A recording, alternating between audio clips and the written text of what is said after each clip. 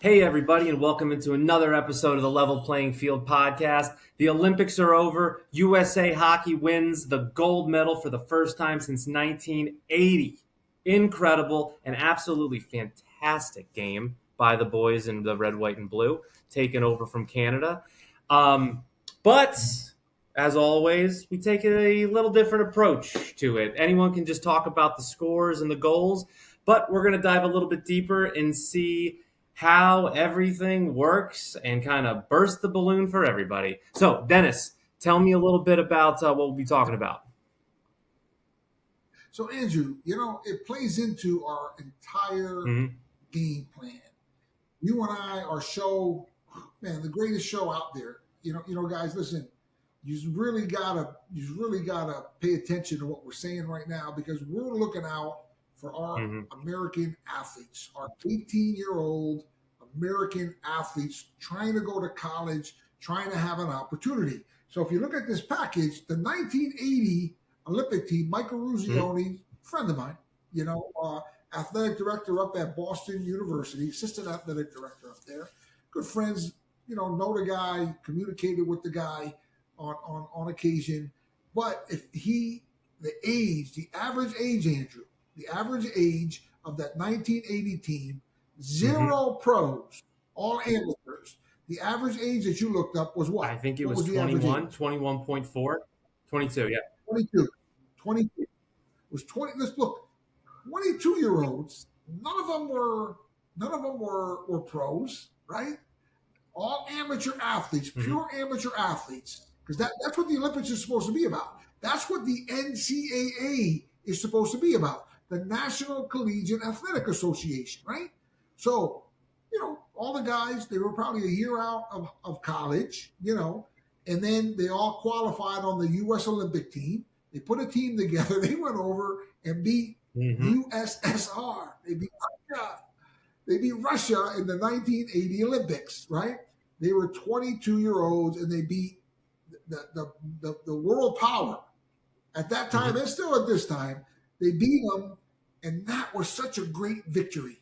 Okay, and I'm not taking nothing away from the victory that the men just had. But guess what? Russia didn't compete. They banned them.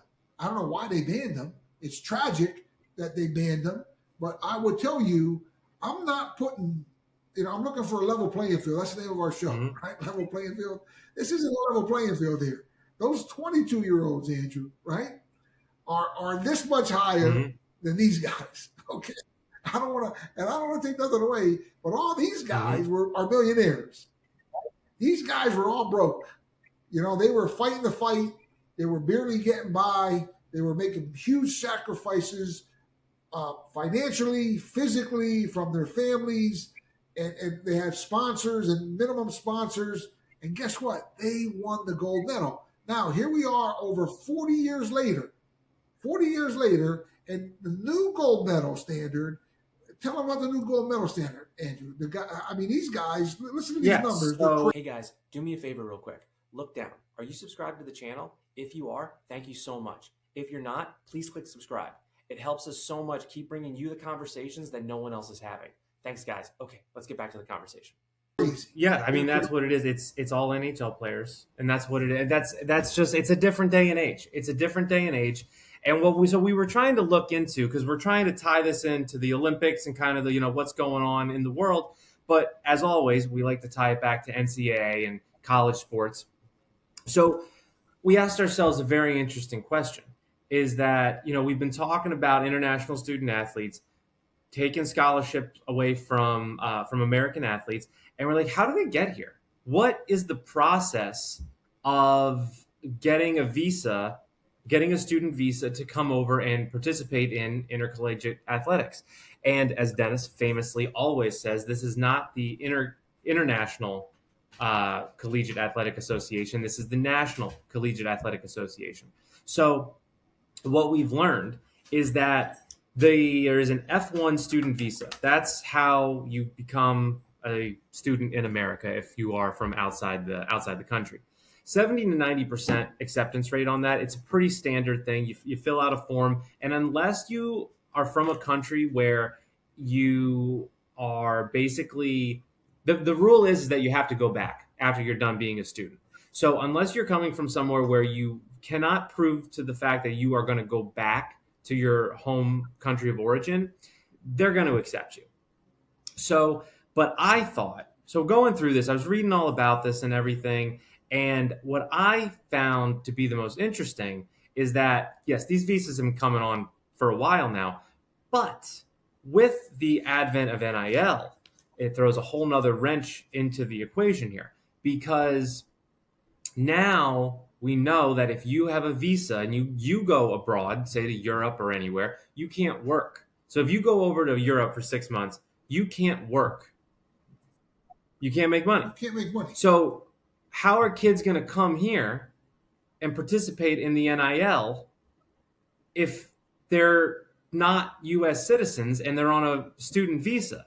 Because you on a student visa, you can come here, you can be a student athlete, but the rule is, quote unquote, you can't have an off-campus job. So you can be a TA, you can like work in the lunchroom and all that kind of stuff and be a part of the university. That's what you're there for. But moving forward, you cannot be a part of outside. You can't have an outside job. So NIL violates that visa. And then on top of that, so now they're having to bring in immigration lawyers. And there's another way around it that I was reading about is that they're delaying payments to these guys and girls that if you are, making NIL money, they'll delay payments until you are physically outside the United States. So listen to that. Yeah. Listen to that. What Yeah. a bunch of garbage. So what's happening right now, right? So we got this Olympic Mhm. gold medal team. Their average age was 27. Yep. 27, 26 or 27, one of those ages. They're 5 years older than our amateur 1980 Olympic team, gold medal team. They didn't compete. This new team didn't compete against Russia. Russia was out of the Olympics. And they take their hockey and their wrestling pretty serious in Russia. Those two sports they take very seriously. Okay, so what I'm saying to you guys is, and then if you look at what's going on here, okay, if we're looking at what's going on with Canada, for example, right? What Andrew's saying to you guys is, our universities are bringing in these foreign athletes that are in Canada. They're 20 and 21-year-olds who are actually getting paid in Canada with the Canadian Hockey League. Then what they're doing is they're transferring in 20 and 20-year-olds, right? And then from there, they're taking our 18-year-old scholarships out of high school, the 18, 19-year-old. So they're a year to 2 years older, and they competed in a semi-pro / professional Canadian Hockey League to the age of 20. Now look at this disadvantage. This is going full circle with the Olympics. So if you're looking at the Olympics, okay, our guys in 1980 average age was 22, right? This year's team was 27. It took them over 40 years. Now every 4 years there's an Olympic. So figured it out. 40 years, right? Later, 10 Olympics later, they finally won a gold medal without Russia competing. But here's the irony of it, Andrew.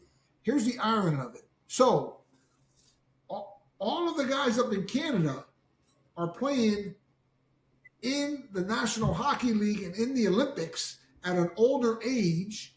They're coming in and stealing our 18 and 19-year-old scholarships so they can't develop. Our 18 and 19-year-olds, you've heard this on our shows. I've talked about it on numerous occasions to you.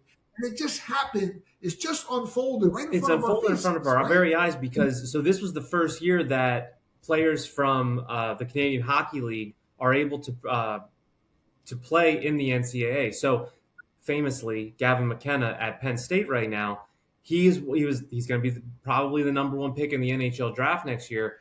Last year, if he was eligible to be in the NCAA, he wouldn't have been able to.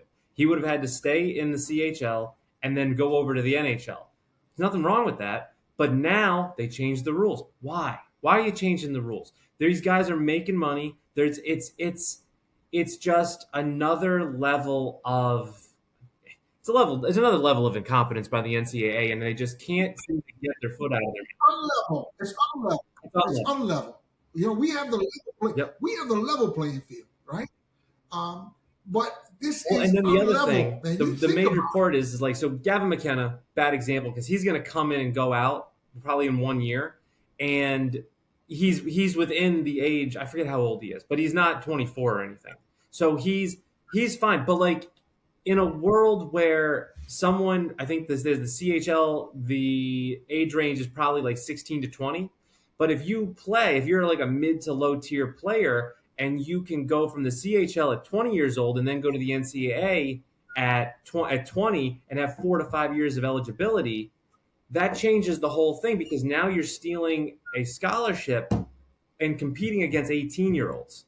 You're 2 to 3 years older, and now you're competing and taking away the opportunity from someone else who's coming out of high school when you've already been playing semi-pro for 4 years.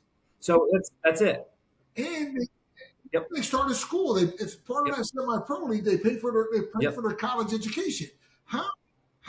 And those colleges are all are transferable Mm-hmm. from Canada to the U.S. Mm-hmm. We have the same systems and the same standards. So why isn't the NCAA enforcing the academic rule? Once you start uh, um, college education, your eligibility starts to click. So if they're competing in Canada, what in God's name are they doing coming down here at 20 and 21 and competing against our 18, 19-year-olds with 4 or 5 more years of basically semi-pro experience? But here's the kicker. The difference between an 18-year-old and a 20-year-old or a 21-year-old at that level is night and day. It's really night and day. I mean, it levels out once you get in your 20s that maybe a 22 or 23-year-old can hang with a 30-year-old. You understand? But when you're in that transition and the coaches are all looking to win, of course, we've talked about this. All these coaches are looking to win. Yep. Who are they going to take? Oh yeah, no. You're going to take the kid. You're going to take the kid who's more mentally stable, more physically developed, and who's able to just have 3 more years of like hockey IQ or whatever sport IQ under their belt because they're just able to process the game that much faster and that much easier, and you just get more out of them. You're as a coach, just like you said, as a coach, your job is to win. Win now. Exactly. Win now. Don't win tomorrow. Win now. Because you're making millions of dollars, so you got to win now. So what are you going to do? You're going to sacrifice your own paycheck and your own stability for an 18-year-old because it's the right thing to do? No, you're going to push that kid's opportunity down, and you're going to take the kid who's already played semi-pro because he's already used to the spotlight. He's already used to, getting the eyeballs on him, being in those high-pressure situations, and it just makes sense. It just makes sense. It's not right, but it makes sense from their perspective. Here's the thing. I would tell you it's a sin, man. It's pathetic. And again, we're the National Collegiate Athletic Association, not the International Collegiate Athletic Association. And something's got to be done to stop it now. They're even violating immigration laws. They're skirting and going around. They're making money on the NIL. They're transferring in, stealing our young hockey players' scholarships. And man, look, I was just out in Pittsburgh. Right? I was hanging out there. They have the Mario Lemieux Center. Busloads and busloads and busloads of young kids and clubs and competing in hockey at the facility. And it's tragic. Listen, sick numbers. In the National Hockey League, Andrew, look it up. Less than a third of the players are Americans. And tying it back into the Olympics here, because that's kind of what we wanted to go to. Tying it back in, right? It's that. So 40%. So the NHL is a Canadian American league. That's what it is. It was founded in Canada. It's 25 teams are in America, 7 are in Canada. So 40% of the NHL are Canadian players. 27 to 29%, so give or take 30% are Americans, and then another 30% come from Europe, Russia, the rest of the world.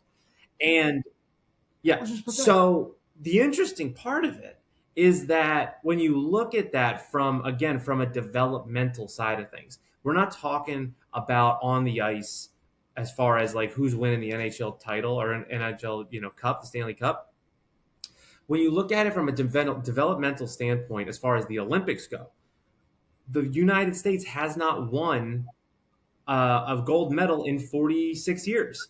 Why is that? It's because we're farming out all these roster spots to players from all around the world. And I mean, if the point of the game is to win, America's not winning. We just won for the first time in almost 50 years.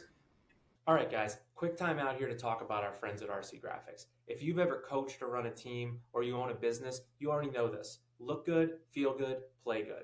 How you look matters. Jerseys, banners, signs, merch. If it looks rushed or cheap, people notice. And that's where our friends at RC Graphics come in.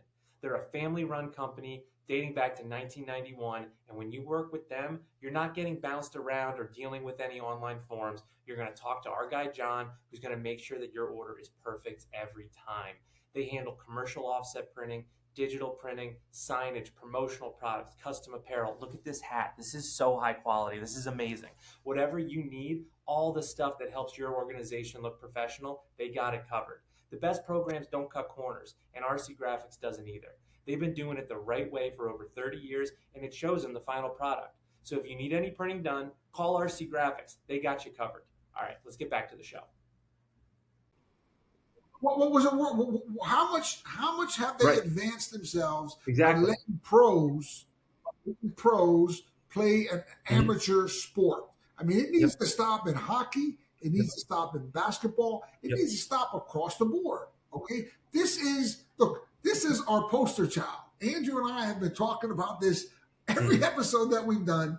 This has come up time in and time out. Okay, our American athletes are not just being deprived scholarships. We are training the enemies. We are training the enemies. So these guys are coming over here, taking our college scholarships, right? Then taking our NHL opportunities. Then they're going back to Slovakia. They're going back to Finland. They're going back to all these different countries and competing against us in the Olympics. We haven't won an Olympic in 46 years. And the last time we won, we had real men, real amateur athletes beat Russia, right? And again, Russia didn't even compete this particular Olympic. But the very clear story here, the very clear story is everything that Andrew and I have spoken about on the Level Playing Field podcast via YouTube, X, and Spotify, right? We're 100% on. Man, when I saw this happen and Andrew's going over and getting these stats and we're talking over the last Olympic period here, I'm like, oh, this is exactly what we've been talking about front and center. So we have our 18-year-old athletes, Andrew. Think about it. Our 18-year-old athletes, they kill themselves. They go to the Marie Lemieux Center. They go to all these different clubs, and their parents sacrifice, spend tens of thousands of dollars, not thousands of dollars. And if you count the parents' time, it's priceless, right? So they're out running around like nuts, supporting these clubs, supporting the sport in high school. That's in every state in the Northeast. That's not just here. That's here to the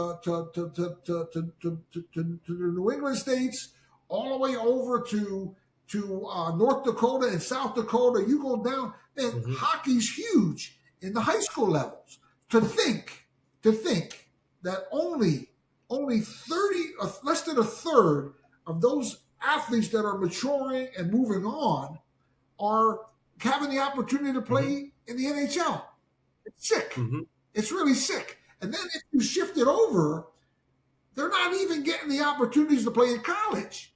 The colleges are taking all these foreign kids that are 20 and 21 years old, 22 years old, freshmen, taking an 18 years old scholarship, and they're being stolen. Their academic, after all the investment of time and the like, their opportunities are being stolen by guys from Europe and Canada, for God's sake. They have enough opportunities in Europe, in Canada, and in Russia, and all these foreign countries. What are they doing coming in here and stealing our young American athletes' opportunities after all the tears and sweat and blood and hard work Mm-hmm. It's so shameful, Andrew. It's so shameful. And then to boot, we're I know. training the enemies, going back and winning gold medals and silver medals and bronze medals, Mm-hmm. and we aren't winning anything for Mm-hmm. 46 years. 46 years. Listen, give me Michael Ruzioni and the Miracle 10 to 1 Yep. to what we just saw. And You know, and I would tell yep. you, it's got to change. And look, you the people, right?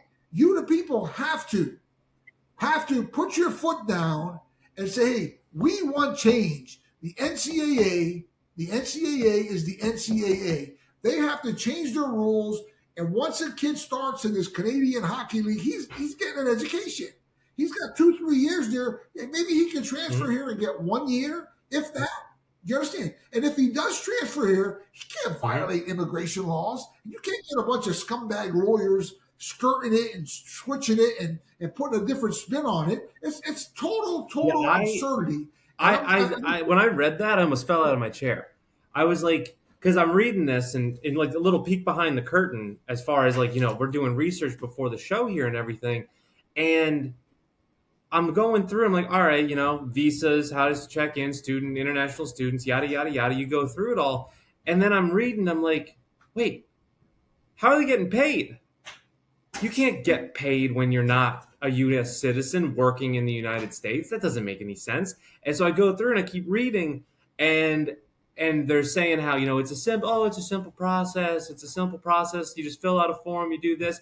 But now it's not a simple process. That's from a time ago. Now with the advent of NIL, everything has become more complicated. Everything. You start introducing money into this, and like, listen, I am not against people making money and getting paid, but now we're talking about like immigration. Now we're talking about not only stealing American scholarships. Now we're talking about dollar bills, and it's like it's just, where does it well, start? Where does it stop? What's above board? What's below board? Nobody knows anymore. and how about the tax consequence? Some of Yeah, these guys are making big yeah. money.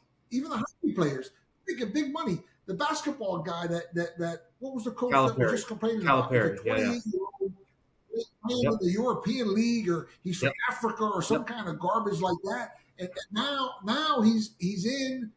Oh, he's breaking our This immigration law. He's guy, breaking the so same document. Calipari was talking. He was saying, so there was a player who played, went undrafted, signed a contract with the NBA in the G League, in developmental league, and then played again a game, and then realized, I guess, that he wasn't going to make the roster, and then decides to enroll in school. How is that possible? Where's the line? Where's the cutoff? Dude, you signed a contract. You have an agent. Well, now everyone in college is getting paid. They all have agents. So I guess what's the difference? There is a difference. There's a big difference. You cannot be not only an international athlete, come over here, sign a professional deal, and then go back to the NCAA. It's been like this for years. Calipari went on to say, he's like, we never let people come over. You're playing in Europe on a professional deal. You can't come play at Duke.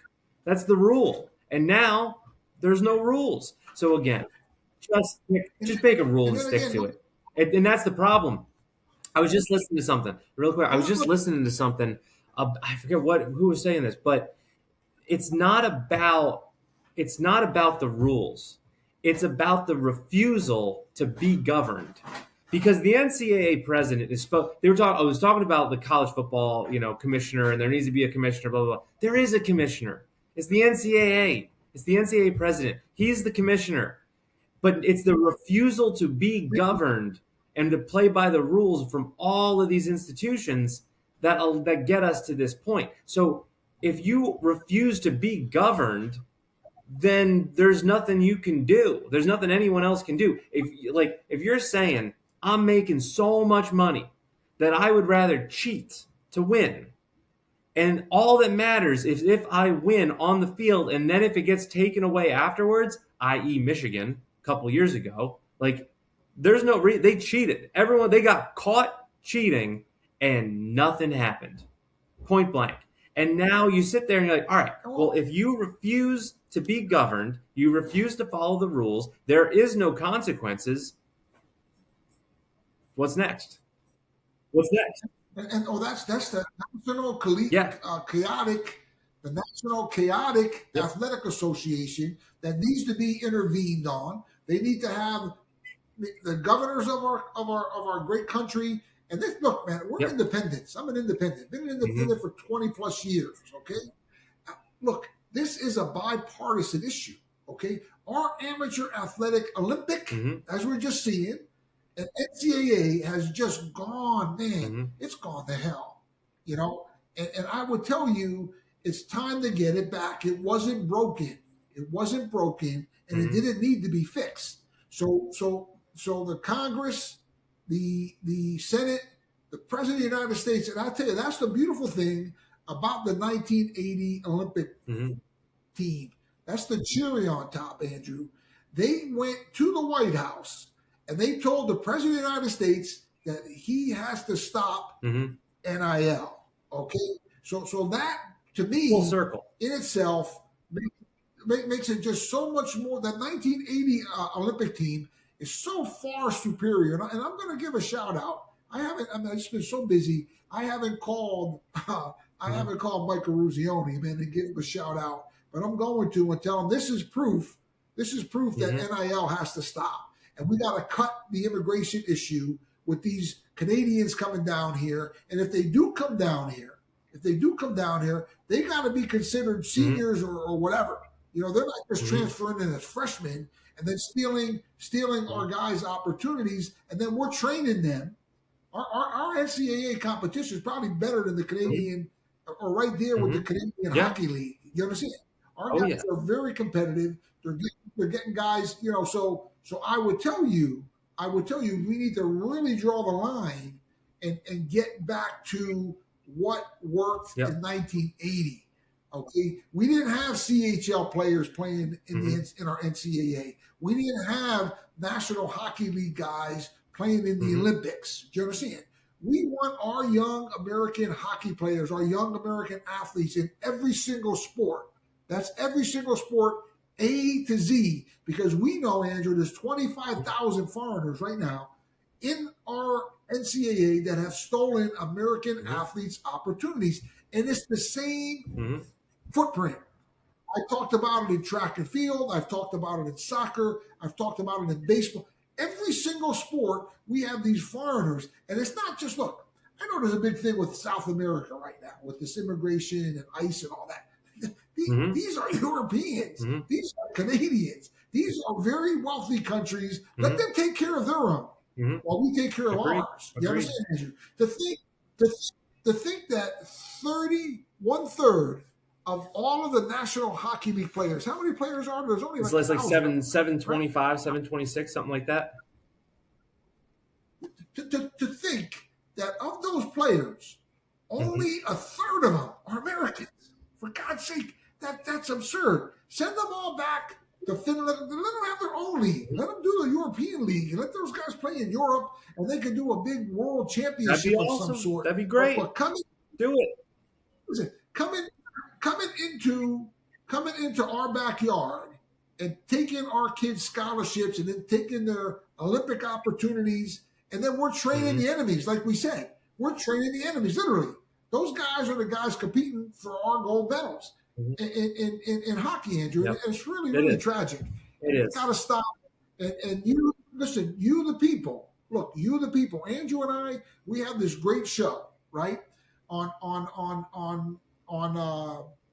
YouTube and X and Spotify, and man, you guys keep watching it and subscribe to us. This is the greatest show in the world for our American athletes, and it's a solution. It's a solution to a very, very silent problem. Do you understand? And these kids are just getting treated unfairly and unjust. If we were comparing apples to apples, if the Canadian kids were 18 and 19 and the European kids were 18 and 19 and they were coming in here, I'd say, maybe. I would probably still complain. You understand? Because it's the NCAA, not the ICAA. It's not the International Collegiate Athletic Association. Those are all federally funded universities that have to give American athletes scholarships. It gets real hairy when you start talking tax dollars and you start talking where's all that funding come from? These are public institutions, a lot of them. Where does it all come from? And you start asking those questions. But listen, we're coming to the end of the show here. Everybody, I got some homework for you tonight. Go home, watch The Miracle on Ice. Be patriotic. Remember the good old days, 1980. Mike Eruzione and the boys bring home the gold versus the USSR. It's a great feel-good story to remember how great America is. And until next time, always, hey, remember, subscribe. Check us out on YouTube, Spotify, anywhere you can get podcasts, all our social media channels. We want to thank everyone for commenting and being a part of the show. And we love the interactions back and forth, and it means the world to us. So again, thank you so much. And until next time, have a great day.